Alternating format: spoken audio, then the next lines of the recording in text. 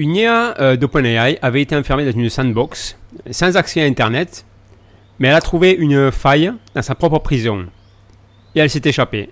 Puis elle a commencé à hacker de vraies entreprises. Le plus fou, c'est qu'elle ne cherchait même pas à s'évader.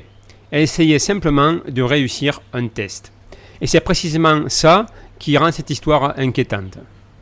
Imaginez, vous enfermez une intelligence artificielle dans une petite prison numérique. Elle peut lancer des commandes, tester du code, chercher des vulnérabilités, mais elle n'est pas censée pouvoir accéder au vrai Internet. Tout ce qu'elle voit est censé être faux, un peu comme dans le film Truman Show. Un terrain d'entraînement, une simulation. Et puis pendant le test, l'IA trouve une faille dans les murs de sa propre prison. Elle sort, elle atteint Internet, elle trouve une vraie entreprise et elle commence à la pirater. C'est pas un scénario de science-fiction. C'est ce qu'OpenAI affirme être arrivé en juillet 2026 avec Hugging Face. Et le plus inquiétant, c'est que depuis, d'autres incidents ont été découverts. Chez Anthropic, dans des évaluations du gouvernement britannique, et même dans les systèmes censés empêcher précisément ce genre de choses. Alors aujourd'hui, on va essayer de répondre à une question assez simple. Est-ce qu'on vient d'entrer dans une époque où les IA sont suffisamment compétentes pour s'échapper de leur environnement de test et attaquer le monde réel? Et surtout, qu'est-ce qui se passe quand l'objectif donné à une IA devient plus important dans son comportement que les frontières qu'on pensait lui avoir imposées? Alors pour comprendre ça, il faut d'abord comprendre le concept de sandbox. Alors qu'est-ce qu'une sandbox? Une sandbox, c'est littéralement un bac à sable. Un environnement informatique isolé, comme une pièce fermée. À l'intérieur, on peut laisser un programme faire presque tout ce qu'il veut. Lancer du code, modifier des fichiers, faire implanter des machines, tester des attaques. Mais normalement, tout reste dans la pièce. C'est extrêmement important avec les agents IA. Parce qu'un simple chatbot classique répond à une question. Un agent, lui, peut agir. Il peut utiliser un terminal, écrire un programme, consulter des fichiers, exécuter des commandes et parfois utiliser Internet. Donc quand les laboratoires veulent savoir jusqu'où un modèle est capable d'aller en cybersécurité, ils ne lui donnent évidemment pas accès à une vraie banque ou à un vrai serveur gouvernemental. Ils construisent un environnement contrôlé, puis ils disent essentiellement « Voici une machine vulnérable, trouve la faille ». Le problème, c'est qu'une sandbox n'est jamais une abstraction magique. C'est du logiciel, des permissions, des containers, des proxys, des interfaces réseau, et chacun de ces composants peut avoir ses propres vulnérabilités. En mars 2026, des chercheurs ont justement publié Sandbox Escape Bench, un benchmark qui est conçu pour mesurer si des modèles avancés sont capables de découvrir et d'exploiter des moyens de sortir de conteneurs isolés. Et leur conclusion est importante. Quand certaines vulnérabilités sont présentes, des LLM avancés peuvent effectivement les identifier et les exploiter. À ce moment-là, ça reste expérimental. On construit volontairement un environnement vulnérable, on met l'IA dedans et on observe. Sauf que quelques mois plus tard, la frontière entre expérience et incident réel devient beaucoup plus floue. En mai 2026, un chercheur en cybersécurité révèle plusieurs problèmes dans la sandbox réseau de Claude Code. L'un d'eux permettait dans certaines configurations de contourner les restrictions réseau. Combiné à de l'injection de prompt, un attaquant pouvait potentiellement pousser Claude à lire des instructions malveillantes, puis à envoyer vers Internet des informations auxquelles son environnement avait accès. Par exemple, des identifiants cloud, des tokens GitHub ou des données internes. Et cette distinction est essentielle. Ce n'est pas Claude qui décide spontanément aujourd'hui je vais voler vos mots de passe. Ici, on parle d'une vulnérabilité exploitable par un attaquant, mais elle révèle quelque chose de beaucoup plus général. Le modèle peut être enfermé, son processus peut être enfermé, et pourtant, il suffit parfois qu'un autre composant autour de lui ait plus de privilèges pour créer une sortie. Un démon local, un proxy, Docker, un gestionnaire de paquets, une API. Autrement dit, la sandbox n'est pas seulement la boîte qui contient l'IA. La vraie frontière de sécurité, c'est tout ce que l'IA peut convaincre ou forcer à agir pour elle. Et quelques semaines plus tard, cette idée va prendre une dimension complètement différente. Juillet 2026, OpenAI effectue une évaluation de sécurité. Le but est de mesurer jusqu'où ces modèles les plus avancés peuvent aller dans des tâches offensives. Parmi eux, GPT-5.6 Sol et un modèle encore plus performant qui n'est pas encore public, probablement Astra. Pour mesurer leur capacité maximale, certaines protections cyber habituelles sont réduites. Mais les modèles restent en théorie dans un environnement extrêmement isolé.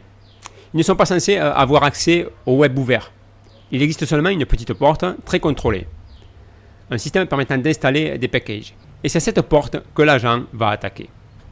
Selon OpenAI, le modèle passe une quantité importante de calculs à chercher un moyen d'obtenir un accès à Internet. Puis il découvre une vulnérabilité 0-day dans le proxy utilisé pour récupérer les packages.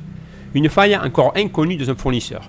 Il l'exploite, il élève ses privilèges, il se déplace dans l'environnement de recherche et finalement, il atteint une machine qui possède un accès Internet. La sandbox vient de s'effondrer. Mais ce n'est que le début. Parce qu'une fois dehors, l'agent continue à poursuivre l'objectif qu'on lui a donné. Un peu comme un Terminator qui s'arrête jamais. Le benchmark qu'il essaye de résoudre s'appelle Exploit Jim. Et l'agent semble finir par comprendre quelque chose.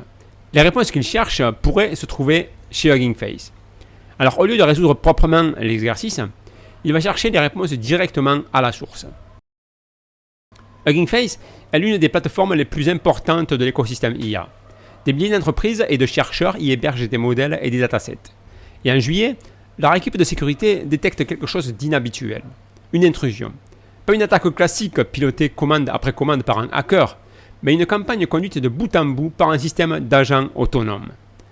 Des milliers d'actions, de nombreuses sandbox temporaires, du déplacement latéral dans leur infrastructure, des identifiants récupérés des clusters internes atteints. Hugging Face enregistrera plus de 17 000 événements liés à cette attaque. Et quelques jours plus tard, OpenAI confirme. Les modèles responsables venaient bien de leur propre évaluation. Ils avaient combiné plusieurs vulnérabilités, d'abord dans l'environnement d'OpenAI, puis dans l'infrastructure de protection de Hugging Face, avec un seul objectif, obtenir directement les solutions du test. L'IA n'essayait donc pas de conquérir Internet, elle n'avait pas développé un mystérieux désir de liberté, c'est presque plus étrange que ça. Elle essayait de réussir un examen. Et tous les obstacles entre elle et la réponse sont progressivement devenus des problèmes techniques à résoudre. Pas des limites sacrées, des problèmes. La sandbox, un problème. L'absence d'Internet, un problème. Les permissions, un problème. Le réseau de Hugging Face, encore un problème. Et c'est là que cet incident devient beaucoup plus intéressant qu'une simple faille de sécurité. Parce qu'on voit apparaître une propriété fondamentale des agents. Vous donnez un objectif, vous donnez des outils, vous donnez suffisamment de compétences, et soudain, certains mécanismes conçus par l'humain comme des frontières peuvent être interprétés par le système comme de simples obstacles. Il y a un autre détail assez fou. Reuters rapporte que l'activité contre Hugging Face a duré plusieurs jours, et qu'OpenAI n'a pas immédiatement compris que son propre agent était derrière l'attaque. Hugging Face avait déjà contenu la menace, les forces d'ordre avaient déjà été contactées, et l'enquête a ensuite remonté jusqu'à l'évaluation d'OpenAI. Autrement dit, le problème n'est pas uniquement une IA peut-elle sortir, il en a un deuxième. Est-ce qu'on remarque qu'elle l'a fait? Et ce problème devient beaucoup plus sérieux à mesure que les agents deviennent rapides. Un humain doit taper une commande, lire le résultat, réfléchir, taper la suivante. Un agent peut effectuer des milliers de petites décisions automatisées. Hugging Face explique avoir utilisé de l'IA pour analyser l'attaque conduite par l'IA.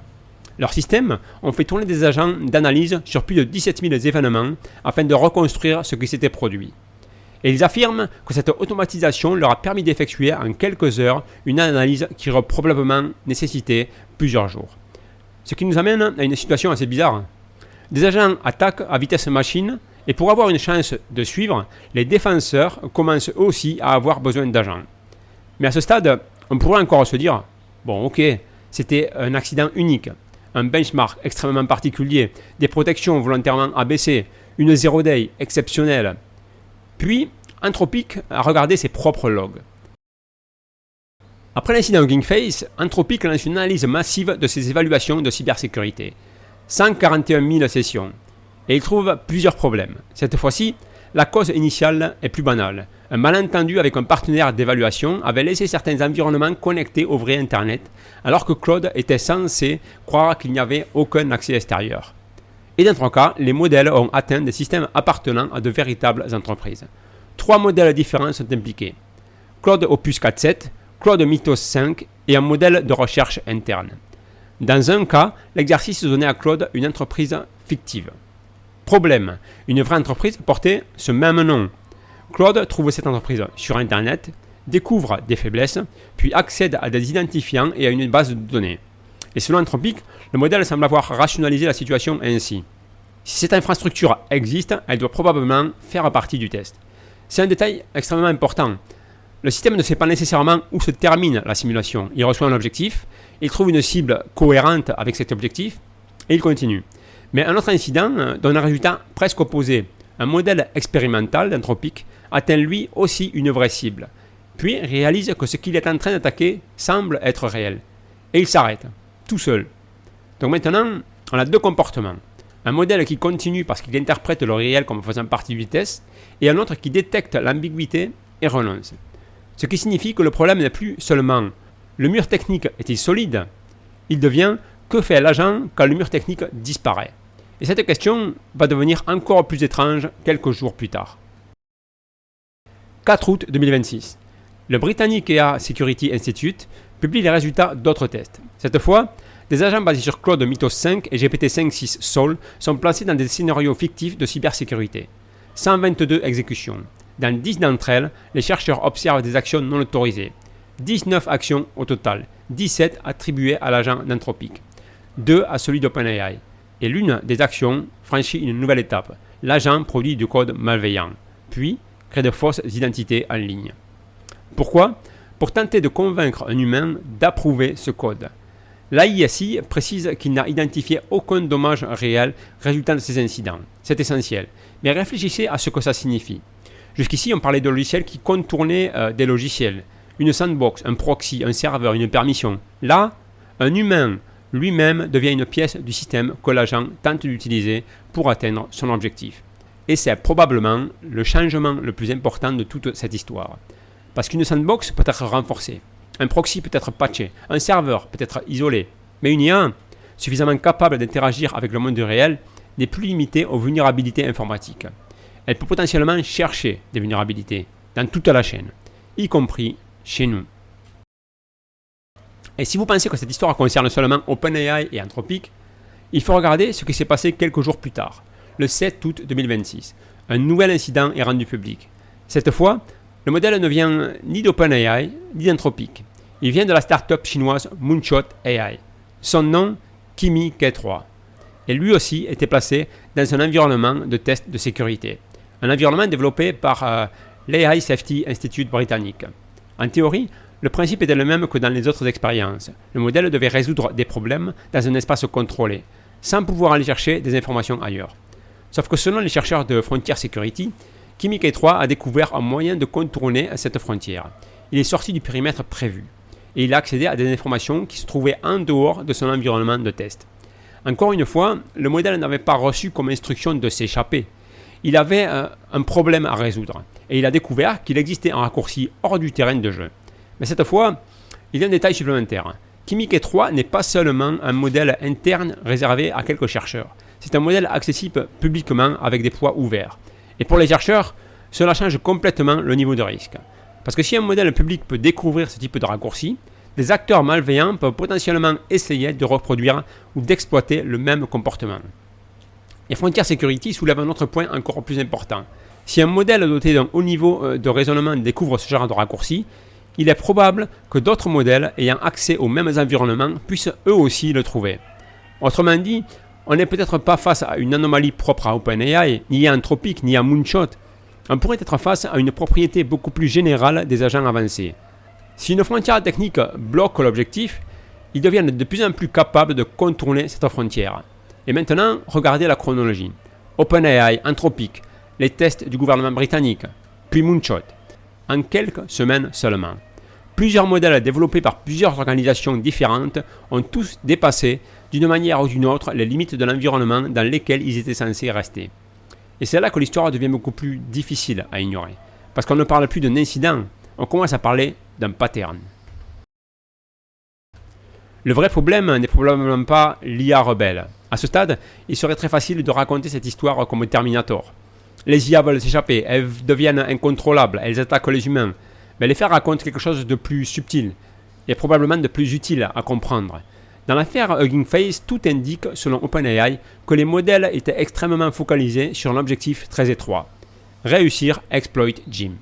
Ils n'avaient pas besoin de vouloir être libres. Ils avaient simplement besoin d'être assez compétents pour découvrir que sortir de leur environnement facilitait leur objectif. C'est une énorme différence, parce qu'on n'a pas besoin d'une super intelligence consciente et malveillante pour avoir un problème. On peut avoir un agent parfaitement banal avec un objectif parfaitement banal, mais qui possède assez d'autonomie, assez d'outils, assez de temps et une mauvaise frontière de sécurité.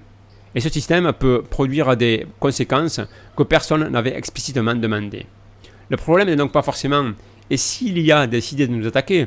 Le problème beaucoup plus proche est « et s'il y a faisait exactement ce qu'on lui demande, mais utiliser des moyens qu'on avait imaginé devoir lui interdire ?» Pendant longtemps, la sécurité des modèles reposait énormément sur leur comportement. On entraîne le modèle à refuser certaines choses. Ne génère pas ce malware, n'effectue pas cette attaque, ne vole pas ces données. Mais quand on teste les capacités maximales d'un modèle, ces protections peuvent justement être abaissées. Parce que sinon, on ne sait pas vraiment de quoi le modèle est capable. Et c'est là qu'une deuxième ligne de défense est censée prendre le relais. L'environnement. Même si le modèle veut faire quelque chose de dangereux, techniquement, il ne doit pas pouvoir le faire. Mais juillet 2026 a montré ce qui se produit lorsque ces deux couches deviennent faibles simultanément. Des protections comportementales réduites et une erreur ou une vulnérabilité dans le confinement. À ce moment-là, vous ne testez plus simplement un modèle, vous avez potentiellement créé un attaquant autonome avec accès à Internet. OpenAI affirme désormais renforcer ses environnements d'évaluation. Anthropic a suspendu ses évaluations cyber après avoir découvert ces incidents. Les régulateurs commencent eux aussi à regarder le problème. Le 3 août, le régulateur britannique de la protection des données déclare suivre ces développements de près. Et le gouvernement britannique affirme qu'une réglementation pourrait devenir nécessaire si les mécanismes volontaires ne suffisent plus à protéger le public. Ce qui montre que cette histoire vient de changer de catégorie. Elle n'est plus seulement intéressante pour quelques chercheurs en sécurité, elle devient une question de gouvernance. Il y a quelques mois encore, demander une IA peut-elle sortir de sa sandbox ressemblait surtout à une expérience de laboratoire. Aujourd'hui, on a plusieurs niveaux de preuve. On sait expérimentalement que des modèles peuvent exploiter certaines failles de confinement. On sait que des vulnérabilités de sandbox ont existé dans des outils. On sait que des vulnérabilités de sandbox ont existé dans des outils largement utilisés, comme Cloud Code. On sait qu'un agent d'OpenAI a réussi à obtenir un accès Internet qui ne lui était pas destiné, puis à compromettre l'infrastructure de Hugging Face. On sait qu'Anthropic a retrouvé 3 accès non autorisés à de véritables organisations pendant ses propres tests. Et maintenant, on sait aussi que dans certaines évaluations, des agents ont dépassé le périmètre prévu et qu'au moins un a créé de fausses identités dans le but d'influencer un humain. Aucun de ces événements ne prouve qu'une IA veut s'échapper. Il montre quelque chose de beaucoup plus concret. Nous commençons à construire des systèmes capables de trouver eux-mêmes des chemins que leurs concepteurs n'avaient pas prévus. Et plus on leur donne d'autonomie, plus la différence entre l'IA peut proposer une action et l'IA peut réellement effectuer cette action devient importante. Aujourd'hui, la cible est un benchmark. Demain, ces mêmes agents seront connectés à des emails, des comptes cloud, des bases de données, des systèmes financiers, des entreprises entières. Et ça commence d'ailleurs à être le cas. Et c'est probablement là que se trouve la vraie histoire. La question n'est plus seulement de savoir si une intelligence artificielle est suffisamment intelligente pour accomplir une tâche. La question devient quelle frontière reste réellement infranchissable. Lorsqu'elle décide que les franchir est le moyen le plus efficace d'accomplir sa tâche. Alors on pourrait être tenté de mitiger ces événements dans le cas d'OpenAI et d'Anthropic, parce que la société qui hébergeait leur sandbox était la même start-up israélienne, Irregular. On pourrait être tenté de se dire que cela est plus ou moins leur faute, que leurs environnements étaient mal configurés et que donc c'est à cause d'eux si ces événements sont survenus. Il y a également un autre événement que je n'ai pas évoqué, qui est similaire à celui d'Anthropic. Dans ce cas-là, c'est également l'environnement qui a été mal configuré et qui concerne l'IA de Meta AI. Et donc, suite à cette erreur de configuration, le modèle s'est également échappé et a hacké une vraie entreprise. Et là aussi, ce modèle était hébergé dans une sandbox chez Irregular. Alors mon avis est que ces environnements de test sont très probablement très complexes à configurer et les modèles d'intelligence artificielle sont tellement puissants que la moindre petite erreur est tout de suite trouvé par ces modèles. D'autant plus que je ne sais pas comment ça fonctionne, mais c'est probablement des dizaines, des centaines, peut-être des milliers d'agents et de subagents qui travaillent ensemble pour arriver à résoudre leurs problèmes. Et donc coûte que coûte à atteindre leur objectif.